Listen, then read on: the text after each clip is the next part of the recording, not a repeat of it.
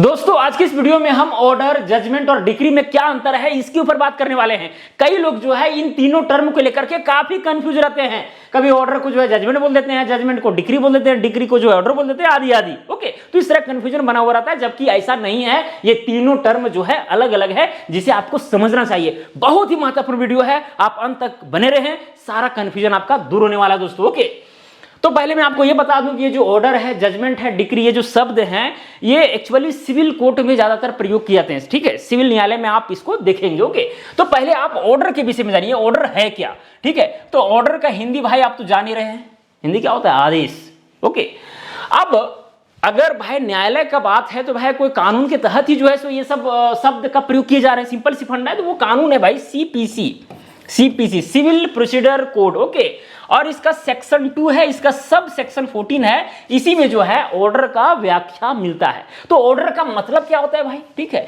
इसमें क्या है दोस्तों, एकदम सिंपल सा समझिए भाई, ऑन गोइंग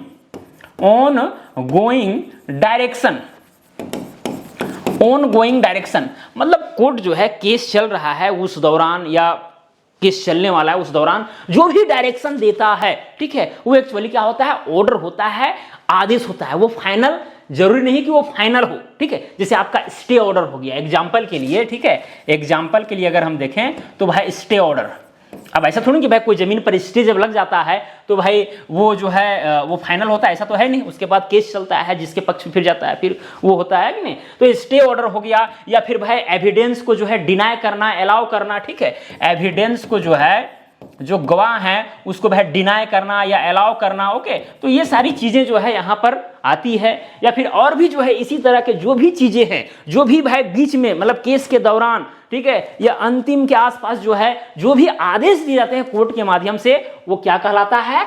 ऑर्डर कहलाता है। और इसका व्याख्या जो है आपका सीपीसी सेक्शन 2 सब सेक्शन 14 में मिलता है।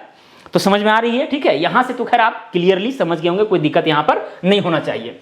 अब दोस्तों और भी इसमें क्लियरिटी होगा। अब यहां पर जजमेंट के ऊपर आते हैं। ये जजमेंट क्या है भाई?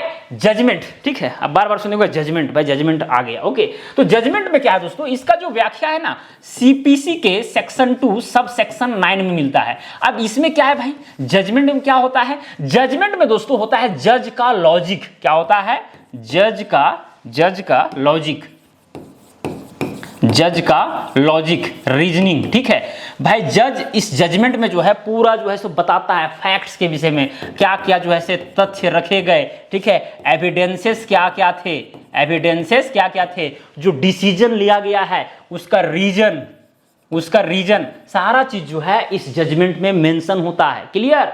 क्या क्या फैक्ट रखे गए भाई, जज का जो भी लॉजिक है वो अपना देते हैं, फैक्ट्स, एविडेंस, रीजन जो भी रहता है उसके आधार पर जो है एक फाइनल स्टेज या फाइनल एक तरह से कहिए कि भाई केस का क्या दिशा होने वाला है, ये इसमें जो है सो तय हो जाता है।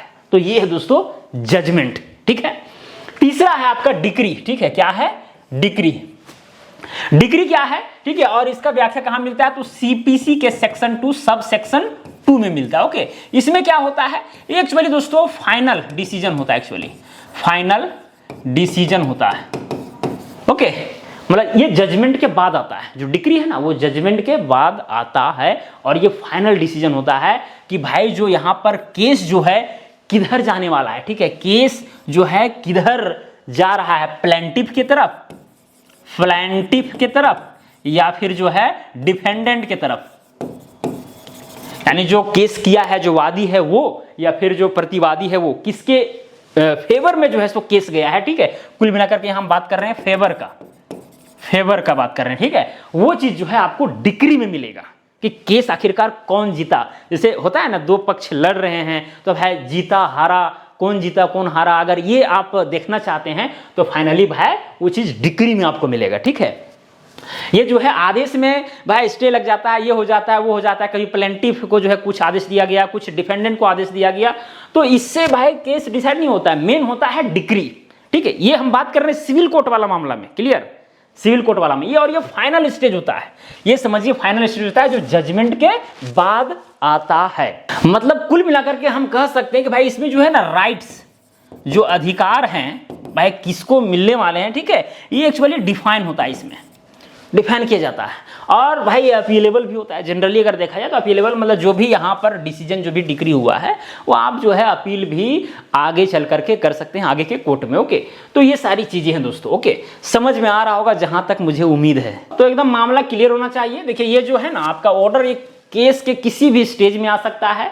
जब केस भाई चलता है, ट्रायल वगैरह चलता है, जो लास्ट में भाई जब कोर्ट का जो तर्क होता है, ठीक है, जो लॉजिक होता है वो जजमेंट में लिखा जाता है और जजमेंट के बाद जो है फिर डिक्री होता है, ठीक है, कि भाई किसको कितना जो है सो राहत मिली है, ठीक है, किसको क्या मिला है, जीत हार वाला जो हिसाब किताब है वो डिक्री में मिलता है।